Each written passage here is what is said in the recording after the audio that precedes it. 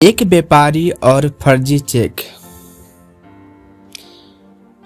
एक गांव में राजेश नाम का एक नौजवान व्यापारी रहता था।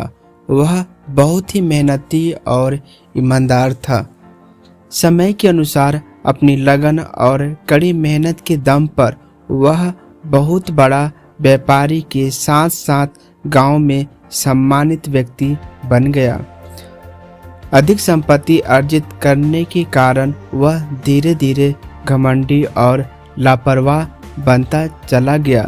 यही आचरण की वजह से व्यापार में बहुत बड़ा नुकसान हुआ और वह कर्जदार हो गया।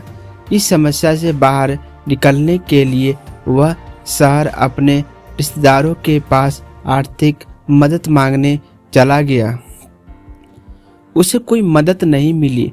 वह बहुत ही हताश और निराश हो गया था। वह पूरी तरह से बिल्कुल टूट चुका था।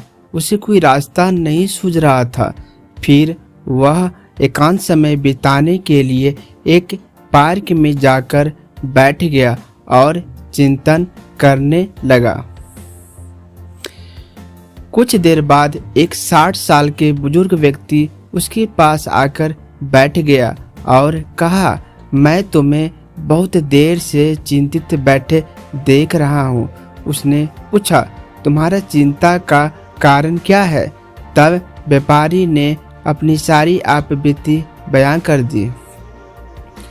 बुजुर्ग व्यक्ति व्यापारी की सारी बात सुनकर अफसोस करने लगा।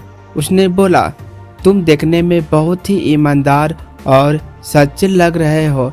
यदि मैं तुम्हें 20 लाख रुपए ब्याज रहित के साथ उधार दे दूं तो क्या तुम्हारी समस्या हल हो जाएगी? यह बात सुनकर व्यापारी आश्चर्यचकित हो गया और कहा, अगर ऐसा हो जाएगा तो मैं आपका जिंदगी भर कृतज्ञ रहूंगा।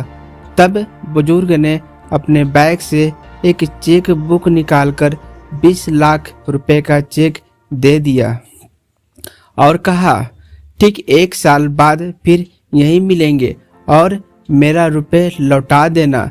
इस बात को सुनकर व्यापारी की आंखों से आंसू गिरने लगे और बुजुर्ग व्यक्ति को एक फरिश्ता समझ जाते हुए देख रहा था।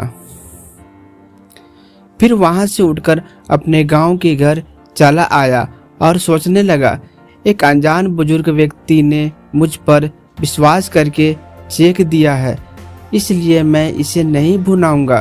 कुछ बच्चे पैसों से ही काम चलाऊंगा।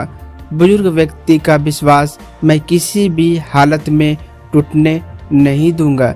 इसी कमिटमेंट के साथ तन, मन और आत्मविश्वास लगाकर काम में जुट गया। वह बहुत जल्द ही अपनी दृढ़ इच्छा शक्ति और लगन के दम पर अपने व्यापार को पहले की तुलना में बहुत अच्छे तरीके से चलाने लगा।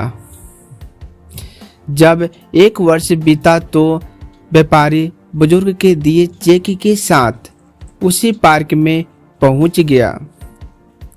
थोड़ी ही देर में वहां बुजुर्ग व्यक्ति भी पहुंच गया, लेकिन व्यापारी ने देखा कि उस बुजुर्ग को 4 व्यक्ति जोर से पकड़े हुए थे। व्यापारी को कुछ समझ नहीं आ रहा था कि ये सब क्या है।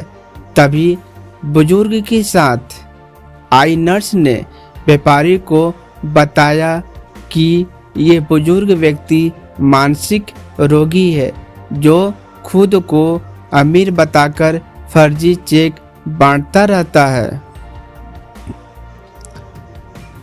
यह बात सुनकर व्यापारी समझ गया कि दृढ़ इच्छा शक्ति और लगन लौटाने में फर्जी चेक का नहीं, मेरे अंदर छिपी आत्मविश्वास का बहुत बड़ा भूमिका है।